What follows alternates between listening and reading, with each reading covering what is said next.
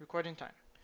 Okay, so today finishing chapter 6 and we're going to be talking about 6.8, right? So case studies and 6.9, which is advanced topics. What's your opinion about these two sections here? I'm not a big fan of the choice of data structures um, for the transitive closure specifically. I mean, I understand that they're going for simplicity here, but like using a list instead of a set for the adjacency set is kind of meh. Um, that's about yeah, Yeah. that's about it Yeah, as the far as what counter I. argument that I have for your argument, your criticism, is that if they use sets instead of lists, they would have to introduce set operations, which we already know list operations. So in order to not lose that much time on that, they decided to go with lists. My criticism is that I think they used too much time on the older examples. For example, the whole website performance thing, that was really weird because like do we really need to like go through these level of detail? Like I feel that the first example, the trans, what's the name? Transitive. Transitive closure of a Yeah, graph. that was the already good enough because we've seen two declarative ones, one stateful one. We contrast them. We made some points about them. Why do we have to go to the whole like? It feels like a bit of an extraordinary tangent, in my opinion. I don't really see that much gain on doing what they did, but well, regardless. Cool. So let's start about. Okay, so what we're gonna be doing? We're gonna in 6.8 we're gonna be exploring examples of problems, and we're gonna be solving those problems using at least the first problem, the declarative approach and the stateful approach, and we're gonna compare them, and we're gonna see which one is better. And I will use this opportunity to talk about something that was going through my mind on Friday, well, actually on yesterday and today, and we can have a healthy conversation about it using this as the main inspiration. So what's the transitive closure problem? We have a graph, so we have such yeah, we have this graph on the left here, and we want to create a separate graph that describes the reachability from one node to the next. Because the first graph, the edges and what they mean and what the nodes mean, they are kind of like arbitrary, doesn't really matter. But in the second graph, the edges has a specific meaning, which is you have an edge, a direct in this directed graph, it means that it is possible for on the first graph to reach from that node to the next.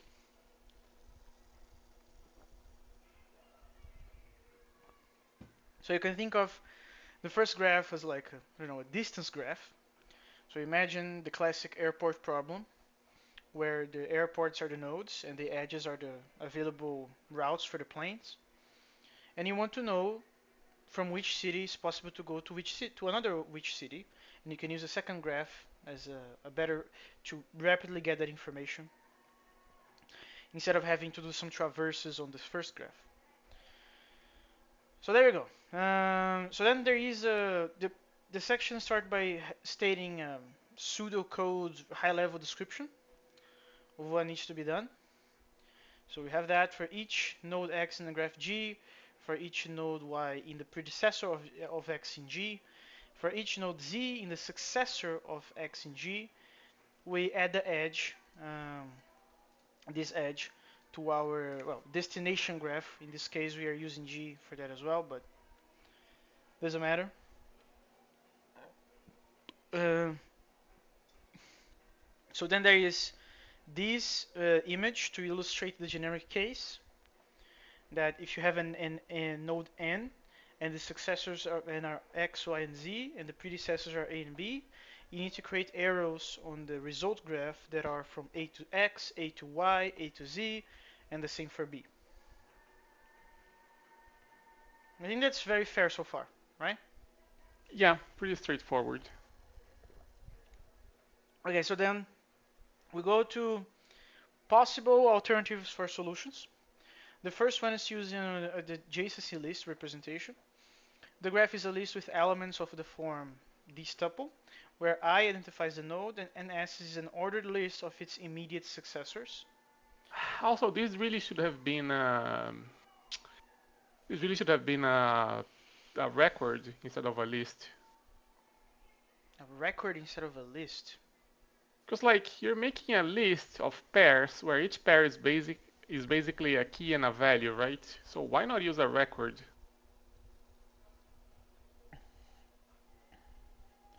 I don't remember.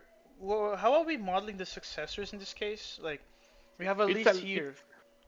well, yes, it's a list, but it's conceptually a set, right? No, no, no. Stop right there. I want to go back to the comment about the record. So, in your opinion, instead of a tuple, there should be a record? Because you said No, list no, instead of no, a no, no. record. Instead of a list of tuples, it should Yes. be a record. Yeah, that's what I don't understand. So could you? Okay, let's go Like over. this is Okay, like this is essentially a list of key value pairs. Why not just use a record? because it's a list. How can a record fulfill the purpose of a list? The point is that this is not being used as a list. This is being used as if, well, as a set of associations, basically. Like you never have the same identity twice in the same list. I must be missing something. My understanding is that this is the identification of the node, and this is the list of the order list of its immediate successors. But you said, and maybe I missed this when I was reading, that the NS is a list of pairs. No, no, no, no. The whole graph is a list of pairs. Yeah, no. Each. Okay, so it's a list of these. Yeah. Could that be a record? Yes. Well, we would be doing a list of records instead of list of tuples, or the entire No, list no, would be no. used as a record. The entire list would be replaced with a record, and instead of having pairs from the Mm-hmm. identity to the list of reachable nodes, Mm-hmm. instead you have the feature of the record. The key in this case, right, would be the node identity, and the value is still the list of Wait, you were saying records? You mean a dictionary, like a lookup thing? a record. Well, a record in Oz is associative, but it's immutable. So yeah, it's effectively a dictionary from atoms or numbers Yeah, I to was. arbitrary Okay, values. that was my confusion because to me records are just tuples that you can use atoms to do the lookups. That's why I was confused. But what you meant is an immutable dictionary. Sure, sure. That's my bad. I was thinking about tuples, like records are tuples in this language or whatever. No, you're definitely right. Well, You definitely could well, use instead of a that's list of pairs, you could use a record. yeah. And then the ends could have been a set, but that, as you said, that would require introducing set operations, which We don't have. Well, I at least myself, I'm not interested in. Okay, let's stop everything. Now let's talk about sets. Blah blah blah blah blah blah blah. And then okay, back to what we were doing before.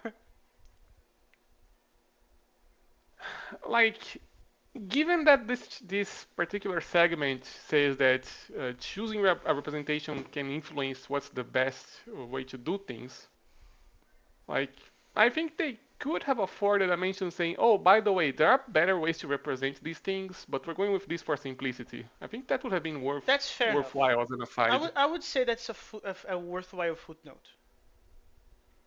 Like I would definitely put like a footnote here, like adjacency list, and put there even though we are going doing this for simplicity, we don't want to introduce more data structures right now. You could use all the data structures and keep the declarative approach. Because the whole point Yeah, of using this approach is to make it easier for the declarative solution. yeah, And then we have the matrix operation, which is essentially a presence matrix. So It's man, it's amazing because it's essentially a matrix of booleans, which is like Marinho's worst nightmare. Uh, I'm actually not that peeved about matrices of booleans because I mean, sure, they are booleans, which is not ideal, but at least you can represent them efficiently. The problem is this is a high-level language, so you actually can't do that. So yeah. Yeah, so the whole point of this is that choosing the data structure can actually influence uh, to some degree because you can always make the argument that you can make an immutable matrix. Fuck it. And if you go with the record, if you upgrade it to a dictionary, now it is mutable. So you can like, it's not exactly true that the data structure choice paves your future future choices, but it is at least uh, depending on the convenience, it is um, more how to say friendly, not friendly, but like incentivized to use a particular approach. In this language, I don't think that would matter because okay, if you want to use a record, declarative. If you want to use a dictionary, stateful. You have immutable matrices, declarative. You have mutable matrices, stateful.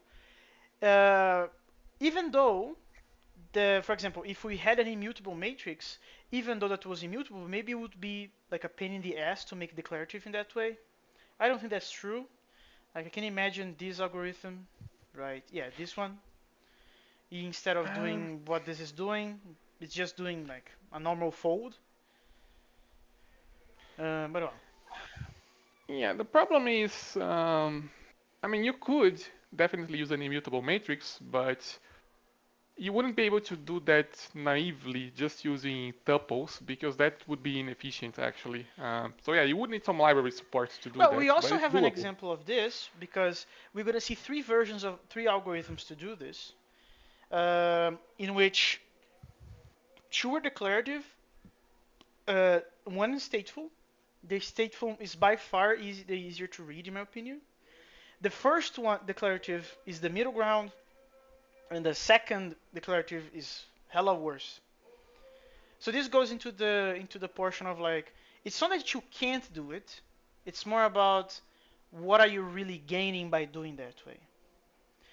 So uh, I don't know how much we're gonna read now because it's essentially like reading the implementations in detail, and it's not that big of a deal. You just pay attention to what they're doing. And we have some conversions as well to make this convenient. So this is transforming one approach to the other. I think it's transforming the adjacent list to the matrix one, and this is transforming the not this one, It's the one after. Yeah, this one, the matrix to the adjacency list.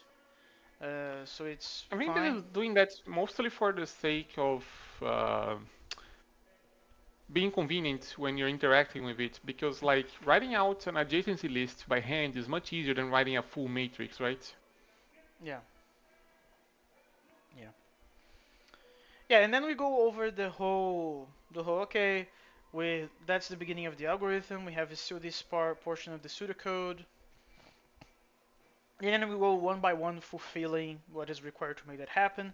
This is in particular the whole, um, this is the adjacent list case. So this is the declarative, right? The declarative algorithm. The first one, the easier one to read.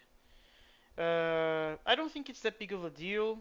Yeah, this is also interesting. Like this successor case is always assuming that X will be in the adjacency list. And so you have to pay attention to that. There is also the case that this function is relying on the fact that we have ordered lists for the adjacency, and then there's a very interesting conversation here about if they were not ordered, you would have to do like quadratic, like product, instead of being proportional to the length of the smallest input, which is I don't think that's true, right? Because if the one with the greatest length has nodes that are like ordered before the elements of the smaller, you're going to be proportional to the greatest, not to the smallest, right? This union is basically the merge operation of a merge sort if the lists are already ordered. Yes, yes, yes. But I'm picking on the on this sentence right here. Proportion to the length of the smallest. Well, it If is you, the length of the smallest because, like, if you have, actually, that's not quite it. It's proportional to the length between the smallest element yes, but that's and not written there. the largest element of the smallest list. Yeah. Yeah, but that's very different than what is written here. Because when you read it, it's just saying, okay, if you have one input with, I don't know, 3 elements and another input with like 6 elements, it's going to be proportional to 3 instead of being proportional to 6. But that's not necessarily the case always. Because if the 3 elements are greater than all of the elements of the second, it will be proportional to the second, even though it's 6 instead of 3.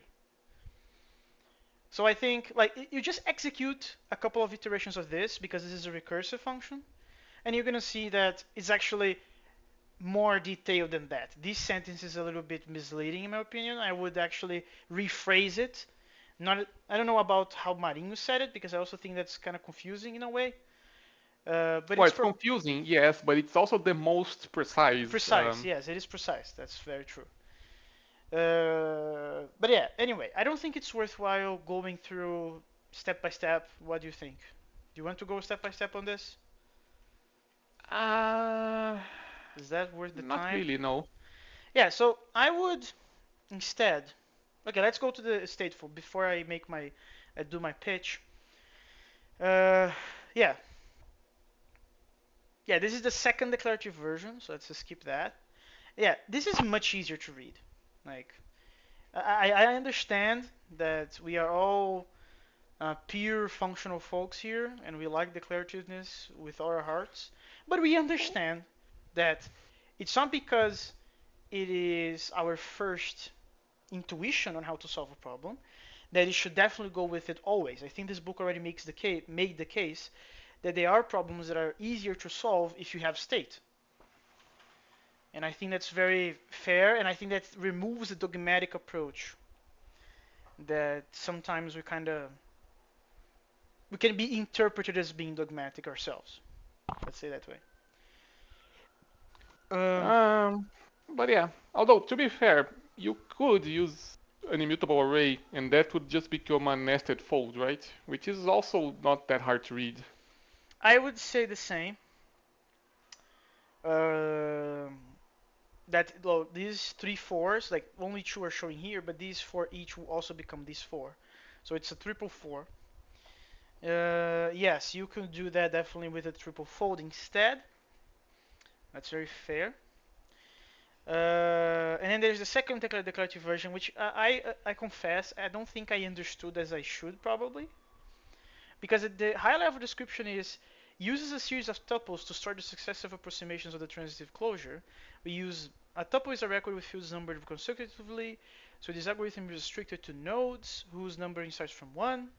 Make tuple creates a tuple with unbound variables. Each iteration of the auto loop uses the result of the previous iteration as the input to calculate the next iteration. The recursive function loop passes the result from one iteration to the next. So this seems like um, a stepwise process now. Uh, Yeah, this is kind of this one. replacing the. It's kind of going halfway to what I suggested, which is just use records, right? Instead of a list of pairs. This is using tuples, which means it's restricted to numeric identities, right? Because tuples only have numbers as keys. Mhm. Mhm. Yeah. So again, I like I said, I probably didn't understand this as I probably should have, but I didn't have that much time to read today. But it doesn't really matter because the entire point here is that you can actually go all the way with declarative and like you can have multiple versions of a different declarative algorithms to solve the problem. Um, and then we have examples execution, and then we go to the whole pros and cons of each approach. Okay, so I was thinking. Okay, let's now go to what I said before about I was thinking. I was thinking about how would you implement, and I think this fits very well with this chapter. How would you implement the level thing that you said on Friday, right? So, for context, we are implementing a logger in our logic programming language, and Marinho requested a way that you can pass a flag via the command line and specify that you don't want to see logs from a particular log level. And I was thinking on how would I implement that. So the first portion of interaction with the command line is pretty easy to do, not a big deal. But then there is a very interesting debate about how would you do that, because I see two possible ways. The first way is to have, like, for the sake of simplicity and to piss off Marino, let's say a boolean that for each stage of the compilation you keep passing it around. So you start by the command line, the boolean instantiated, false or true, depending if the flag was passed. For the sake of simplicity, just keep it as a boolean, because if we start introducing, oh, log level 1, 2, 3, 4, 5, then it's going to become complicated. Let's just say you want logs, you don't want logs. So if you have the flag, you do not want logs. If you don't have the flag, you're going to have the logs. So we start by the command line that calls the parser. Maybe there are logs in the parser. Let's assume that there are, even though in our case there aren't. So the parser state now needs to receive another thing. And every call of the logger needs to receive this boolean to know if it's going to do the effect of printing or not. And then, oh, the parser is done. We need to call the preprocessor now. So now grab the flag from the parser, passes to the preprocessor. The preprocessor does the recursion, and it does the same thing. And then when it's done, it calls the compiler. It needs to pass the flag, and that causes a very explicit inconvenience of having to keep passing the thing along the Yeah, stages. it's very non-modular. Let's put it And that way. it breaks the API of the logger, because now the logger requires a separate argument that has nothing to do with your logging and more about an implementation detail about if the flag was passed or not. And then I thought, because I thought of this, and that was my first intuition. Let's do this declaratively, in an immutable manner. And then I said to myself, man, wouldn't it be that problematic if we just have a global reference that we set via the command line? Nobody cares, but the logger, when you call the logging functions, we have a simple if that exclamation marks the reference, and if it's false, it does nothing. That would keep the API of the logger the same. You pass a location, you pass a message, you're done. And that would not mandate us to keep passing the thing along the stages. And I thought to myself, there is something dirty about what I just proposed. Because I am kind of like, I'm putting a mutable global thing, and that's not how I usually like to do things. But then I thought of this book about, like, the book already taught me that it's not, stateful is not all the time bad. Actually, we even went, okay, although that wasn't recorded, we even went through some problems that Marino taught me that you need the mutability to solve them. In some languages like that don't have, like some pure languages, you don't even can solve them. So maybe it's a problem with my mindset that I have something against that. But to me, this generally looks like the better solution in comparison to the other one. Can I give you my interpretation, Lemus? Sure. Both solutions are bad, actually. Like, the declarative approach is highly non-modular, so you were right to be suspicious of that. The stateful approach is better, but it's not quite right either, because now you have this global stateful thing, right? Yeah, but it's a very tiny thing that doesn't have anything to do with the compiler process. The correct approach would be to use dynamic binding, but OS doesn't have dynamic binding, so the book doesn't talk about it. Actually, I don't remember where exactly the book mentions this as something that What they do you are mean by still dynamic exploring. binding, though? Uh, Dynamic binding is a form of conveying values that depends not on the static scope, like the source code of the program, but depends on where Oh, but we've seen this depends on the call before. stack. It depends on the call stack actually. Yeah, we've seen this before in this book. We've seen dynamic binding. It's the same as this book mentions. Yeah, like OS doesn't support dynamic binding natively, but it's something that they are looking to integrate into the model How would still. you solve that with dynamic binding? Well, that's easy. The log level now is a dynamically bound variable with a default value. And then if you set the binding in a particular call, um, inside of that call, which could be the entire compiler pipeline in our case, right? Then the log level will be whatever we chose. And Dynamic outside of that binding call, is that sorry, the dynamic binding, just to see if I'm following, is when the binding is on the scope of the caller, right?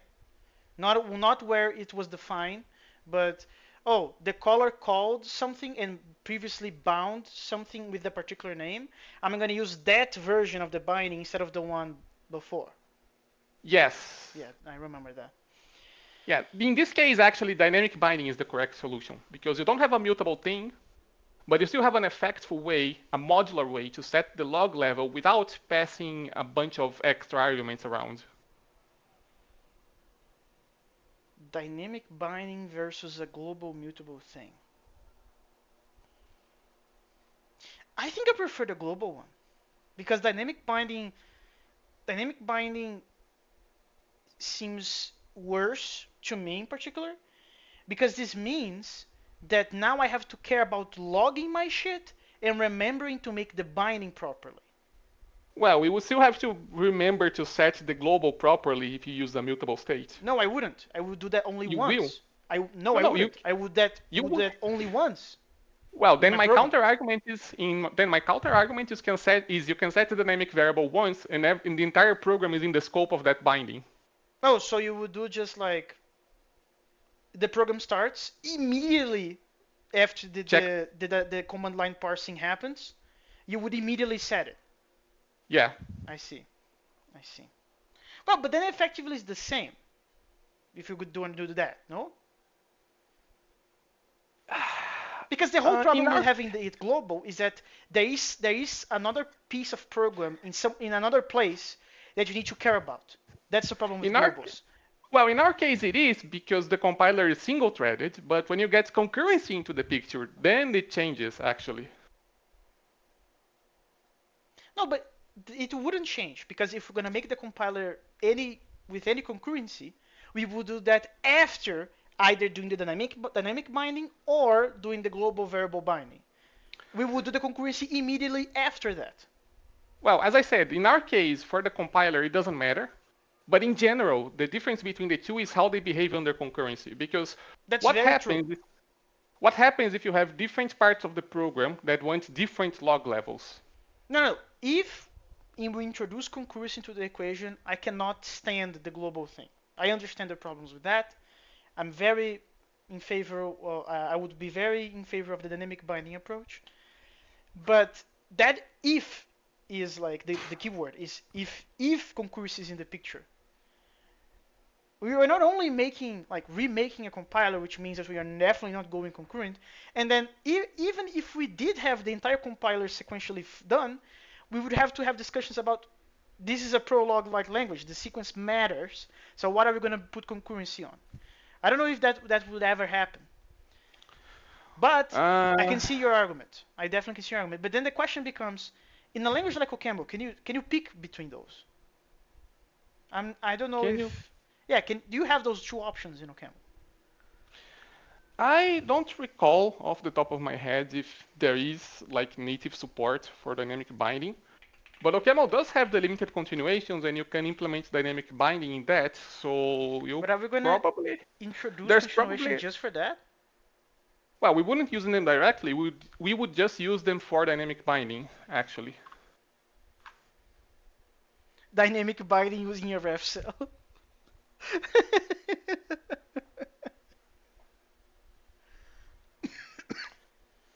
Yeah, no, don't use a ref cell for dynamic binding. That's not the right approach. Yeah, we would have to.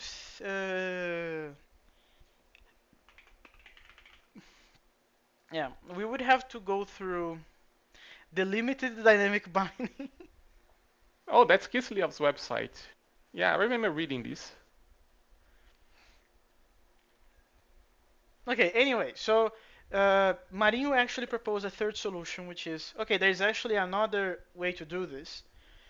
which is very skeptical at first glance because dynamic binding is usually very bad. Like we don't like dynamic binding at all. Well, it's a bad default, but there are occasions where it is the right choice, just like state, actually. Yeah, so there is that third alternative. If we can easily use dynamic binding in Okemo in our case, I'm okay with it because it doesn't it's not more costly to do that way because when comparing alternatives, you need to see the cost of going from one to the next. The stateful one, the using the global state one is the easiest one. It doesn't touch anything else aside from the logger and the command line. But the dynamic binding is just as the same cost effectively. If we don't have to put some extra infrastructure to make that happen, I'm assuming we won't. But I haven't read this, so I don't know the We'll cost. look into it. If it turns out to be prohibitive, we can just use a stateful, It's a probably not ref. going to be prohibitive. I just don't want it to be costly. Like we don't want to. We're not going to have to make a bunch of functions to make the dynamic binding hack happen. It should be very easy.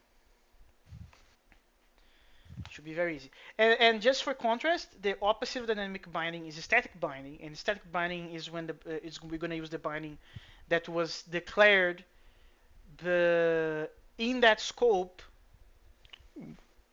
When it was Uh, defined rather than when it is being used, right? Yes, when it was defined instead of being used. And if you have static binding and it was not there when it would be used, that would be an error. Yeah, so when you're Uh, using it and there's nothing in the scope at the time of definition of that, it will error out. yeah. Yeah, that makes sense. Anyway, so that was the conversation that I wanted to have because I think it fits this conversation of like state versus declarative. Of like, okay, how are we gonna do this in our real world problem? Uh, there is a better another solution in this case, but it's not that dissimilar from the stateful one. It still has the same counterpoint of like there's something else in your program that needs somewhere else that needs to pay attention to understand why this is happening. Because the pros of the declarative is that you don't have that. Everything is very self-contained. Uh, okay, so the first aspect is ease of understanding and reasoning. Perhaps surprisingly, the state algorithm is the simplest structure. It consists of three simple nested loops that replete the matrix in a straightforward way. Both declarative algorithms have a more complex structure. The first one takes an adjacency list and passes through a sequence of stages in pipeline fashion. Each stage takes an input list and incrementally creates an output list. The second one has a similar structure as the stateful one, but it creates a sequence of tuples in pipeline fashion. Programming a declarative model forces the algorithm to be structured as a pipeline, written with small, independent components. Programming the stateful model encourages the algorithm to be structured as a monolithic block, which is harder to decompose. Uh, that reminded me of something. Uh, I'm not gonna go into detail of that. We can do that after the recording is done. But I'm starting to watch the recordings that Jonathan Blow did 10 years ago when he was still confabulating the idea of creating a C++ competitor for game development. And Which believe eventually it, became GI. yeah, we still don't know what JAI stands for. People already asked him if JAI stands for just an idea, but he said no. So I actually have no idea why it's called JAI. And there is a talk where he actually made an argument that this is a good thing, believe it or not. I think I can mimic the argument, but I'm not gonna do that right now because that will open a rabbit hole. But this is usually considered, even by very smart people, to be a bad thing. Being hard to decompose is a bad thing. The stateful model gives more freedom in how to write the program, depending on how, on one's point of view, this can be a good or a bad thing.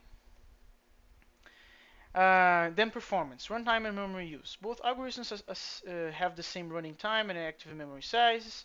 We have measured the running both of algorithms on several large random graphs.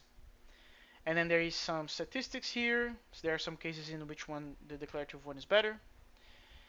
Uh, There are many variations of each one. The stateful algorithm can be modified to stop looping when there are no more edges to be found. And here are the conclusions. Both the declarative and stateful models are reasonable for implementing this problem. The choice of representation can be more important than the choice of computational model. Again, the choice of the data structure can actually lead you, like, can propel you to pick which computational model to use. Declarative program tends to be less readable than stateful programs because they must be written in pipeline fashion. Stateful programs need to be more monolithic than declarative programs because explicit state can be modified in any order.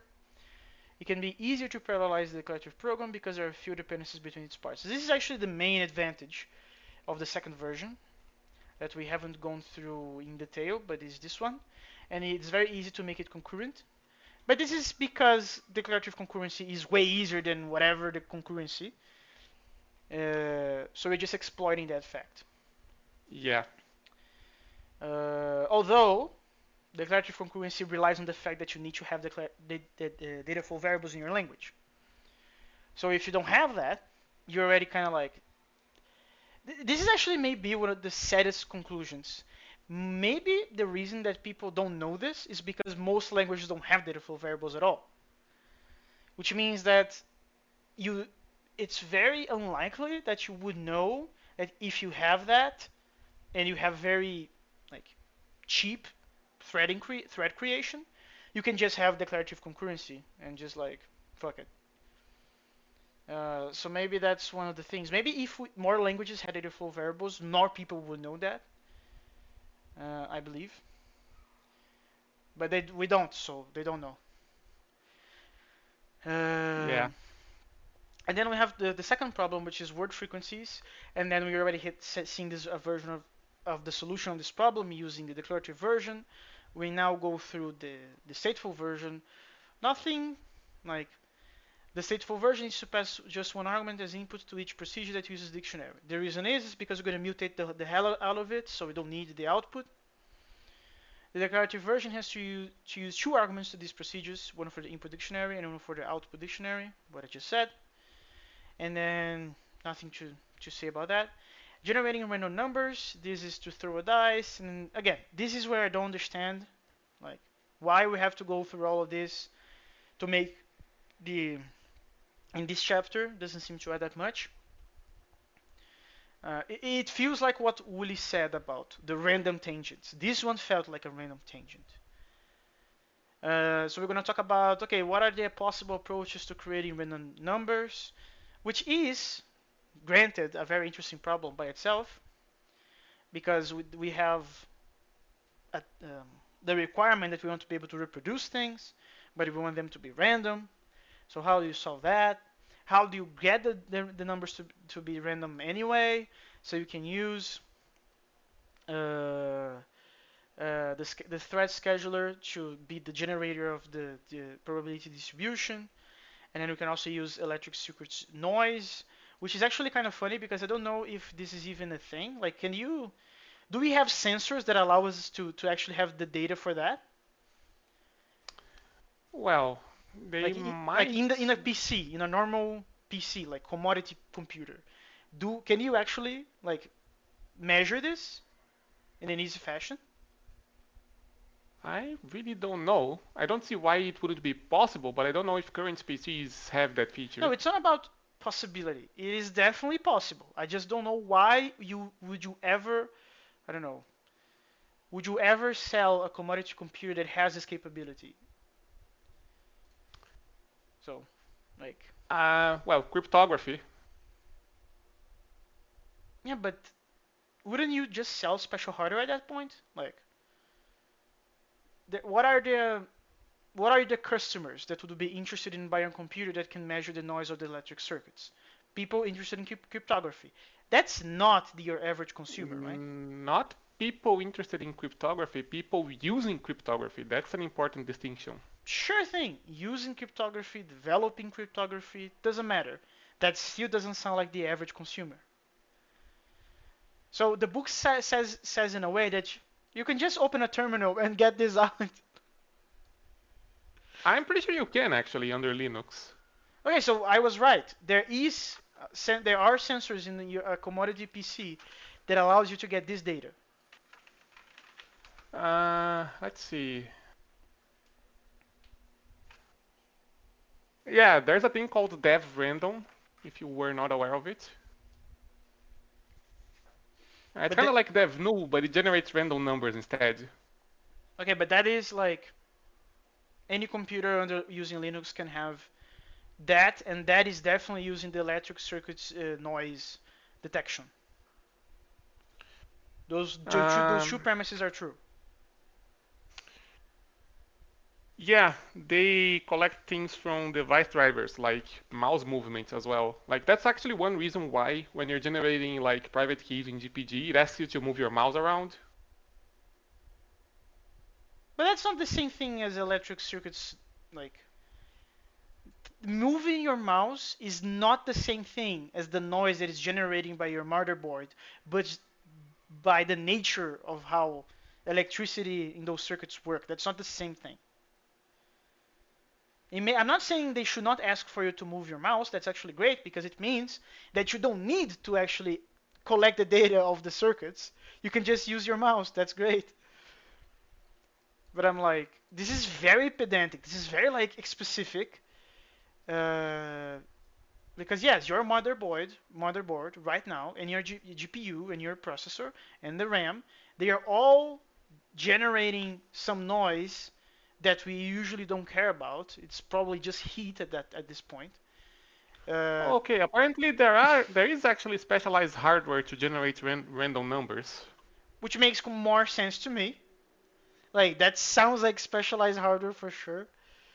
Like it even says here, the noise comes from the depths of the quantum world, so for all practical purposes, truly random, which is fair. But how can we get this data? Is this available for me right now? It sounds like specialized hardware, but the book says in a way that you can just pull out a terminal and do it. Anyway, so there is a reproducibility problem, which is very scientific concern. But then there is another dilemma. We can to solve this dilemma that I just explained. We just calculate the numbers, and for practical purposes, if they are random, it's just fine. And then we go to the and again more tangent stuff. So how we would do that? Uniformly distributed random numbers. There's an API. There's a little bit of math, example code, how to make that lazy, non-uniform distributions. So Gaussian and exponential distributions. And then there's more math. Again, a very huge tangent. We were supposed to be talking about the declarative versus stateful, but here we are. And then there's more math about that. Yeah, that's fair actually. More math. And then there we go. And then this is the craziest example I've ever seen. I never seen this simulation in my life before. So apparently there's a bunch of nerds in this fictional world of the internet that they want to talk about the performance of websites, and they actually not only want to talk about it, they want to talk to each other about it. About, hey man, this website sucks, this website doesn't suck. Like the funniest thing is that performance is loosely defined. I don't even know what this means. Is how much time it takes to load? Is how much time it takes to scroll over it? Is how much time it takes to go from one page to the next? What the fuck are we talking about? I have no idea. Uh, Yeah, this is but kind of silly actually.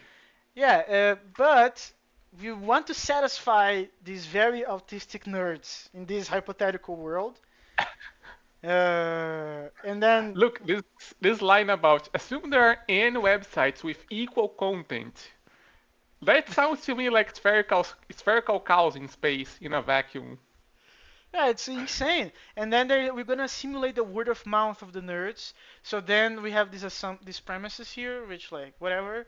And then okay, let's actually compute that. Let's read some stuff. Let's make the initial site information and initial users information, and then let's start what is a step in a particular user's case, and then there's the full algorithm at some point. Yeah, the whole simulation is right here.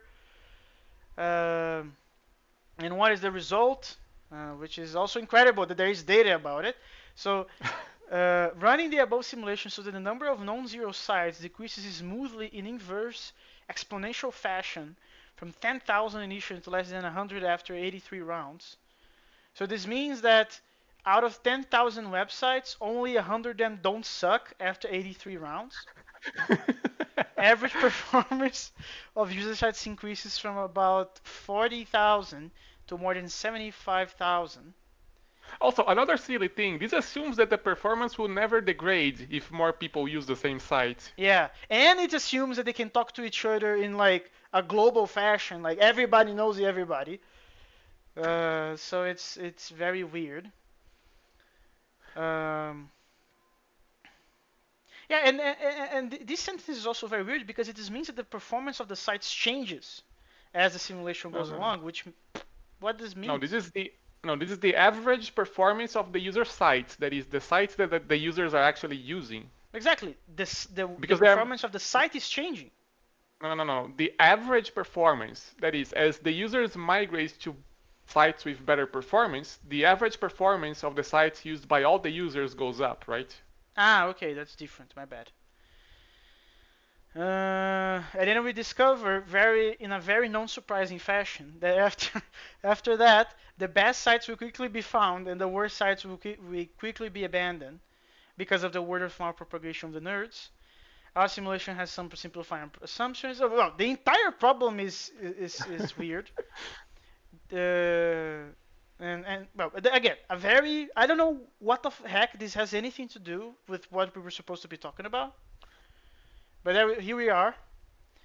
Well, this Uh, is using mutable dictionaries, but that's about it. yeah, but like that's not even important for this thing. It feels like it's just a implementation detail at this point.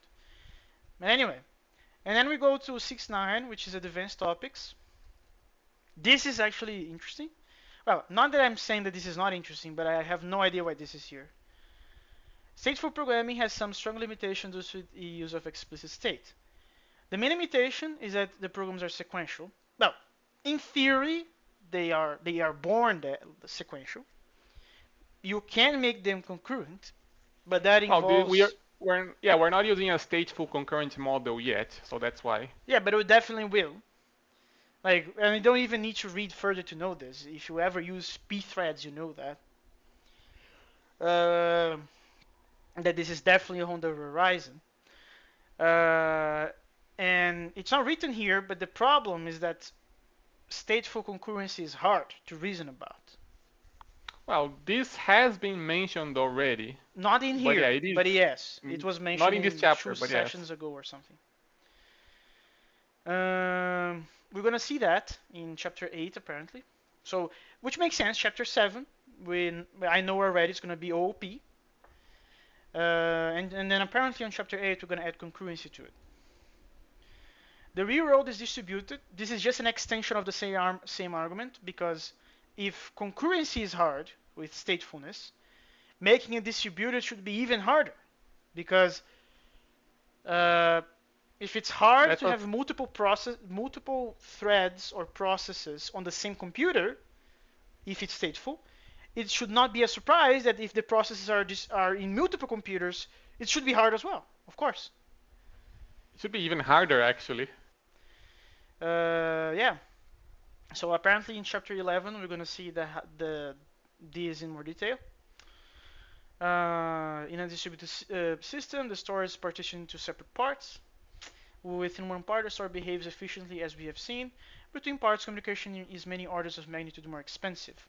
The parts coordinate with one another to maintain the desired level of global consistency if you care about that. I think Magetta would immediately say that some people don't care about global consistency at all. Yeah. For cells, this can be expensive because cell contents can change at any time in any part. The programmer has to decide on both the level of consistency and the coordination algorithm used. This makes it tricky to do distributed programming with state, which is not a problem if you have declarativeness, because if you can do declarative concurrency easily, distributed making that distributed should not be hard at all. Case in point, Erlang. Yeah. As Chapter 5 explains, the system can be decomposed into independent components that communicate with messages. and it fits very well for distributed computations. Memory management and external references. So, this is about, yeah, this is also random, but I guess it's fair to be in advanced topics. So the problem is garbage collection is a technique for automatic memory management that recovers for memory for all entities inside the computation model that no longer take part in the computation. They're not referenced anymore. This is not good enough for the entities outside the computation model. So the easiest way to think about this is imagine that there is another process in the same computer or another computer, if you are going distributed, that you're passing them a handler of a pointer. You created yourself a problem because this means that if the pointer got garbage collected at any point, how the heck the other guy would know that? Yeah, they won't. It will just blow up in their And face. the same applies otherwise. If you give them a pointer to a handler and the other guy just points that pointer to null, how would you know, supposedly the owner of that memory, how would you know that he did that? So the problem applies both ways. So we have a problem. We definitely have a problem. Such entities exist because there is a world outside of the computation model. So there are two cases. From inside the computation model, there is a reference to an entity outside of it, which is the first way that I explained. We call such a reference a resource pointer. We have a file descriptor, which points to a data structure held by the operating system. When the file descriptor is no longer referenced, we would like to close the file. A handle to access an external database, same thing applies. And the same thing applies for a raw pointer to a block of memory. From the external world, there is a reference to inside the computation model. We call such a reference a ticket, which, why? Like, what are we doing here? What with this name? Feels warm in the brain. Tickets are used in distributed programming as a means to connect processes together. In the second case, there is no safe way in general to recover memory. By safe, we mean not to release memory as long as external references exist. The external world is so big that the computation model cannot know whether any reference still exists or not. One pragmatic solution is to add the language entity to the root set for a limited period of time. So you like, I'm giving you a pointer, but this pointer will only be valid for like whatever amount of time. This is known as a time release mechanism. The time period can be renewed when a language entity is accessed. If the time period expires without renewal, we assume that there are no more external references. The application is to be designed to handle the rare cases when this assumption is wrong.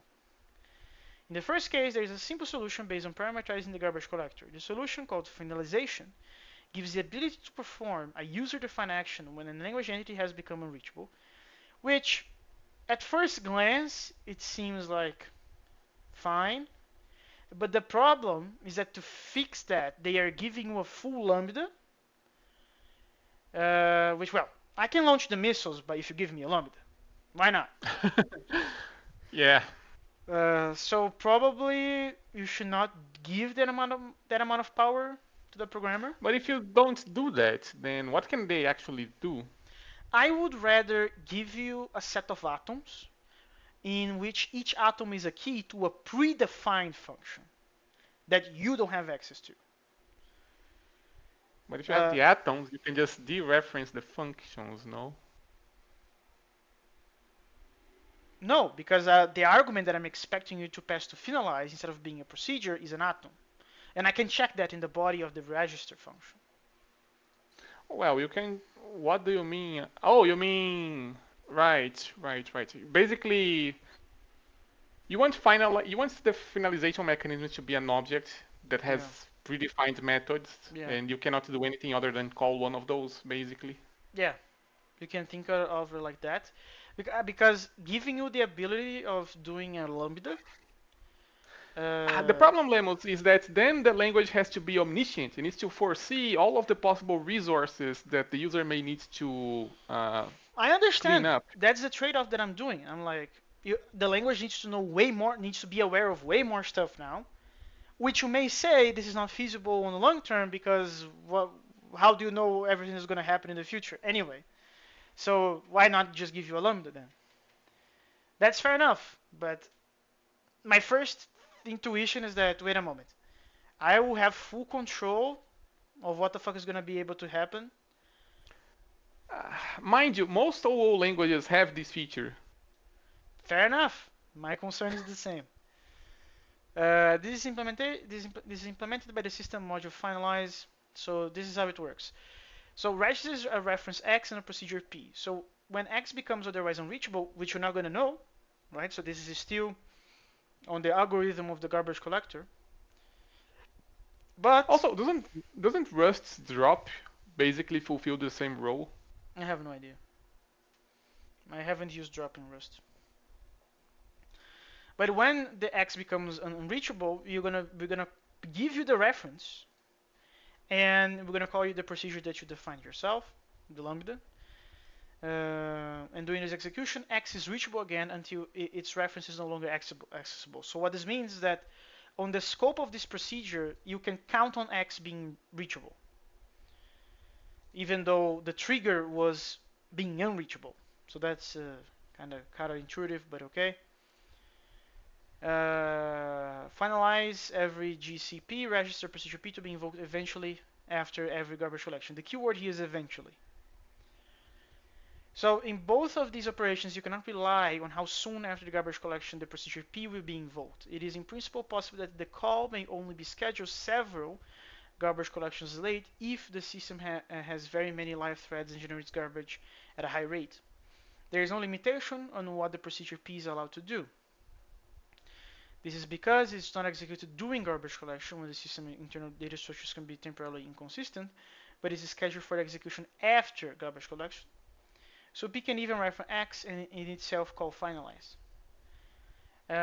So an interesting example is the every GC operation itself, which is defined in terms of registers. So this is kind of funny because this is essentially every GC creates a procedure called do that receives whatever, executes the P from the outer scope. Thank God Oz has closures. And then it calls finalize with its, it calls register for when do is done, call myself. So when I'm done, call myself again. And this is the trigger of the first loop. So what this is essentially doing, this is tail calling yourself, and when you're about to be done, you register that the next step is yourself. Which is, well, it's kind of funny in a way, but this creates a procedure do and registers it using itself as its own handler. When the function exits, the reference to do is lost. This means that do will be invoked after the next garbage collection, so you're preparing the field for the next garbage collection ending. When invoked, it calls P and registers itself again. So that's how you do that. You can make this lazy. So in the raise release FN, after you do the lazy shenanigans, you can register that after the reference is unreachable, just close the file, please.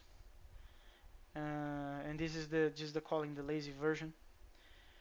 And that's it, actually. And we're gonna be doing chapter 7 next time. So how much of it? So let's see the summary. Let us see the summary. We're about halfway through the book now, right? More than half. Okay. I think we reached the half 2 sessions ago. Okay, so 7, so 493. Okay, 5 pages for 7.1. We're definitely doing 7.1. And from 7.2 to 7.3, we go to 14 pages, which well, not that much. And then from 7.3 to 7.4, we go more 17 pages. So 17 plus 14 is 31. So that's a lot. Well, 31 is like, usually we do 25, 30. So do you think it's possible to talk about all of these things in a single hour? Hmm.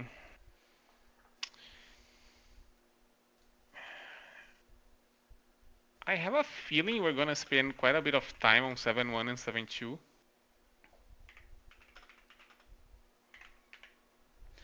Okay, so only 701 and 72. Yeah. Cool. I'm gonna finish the recording.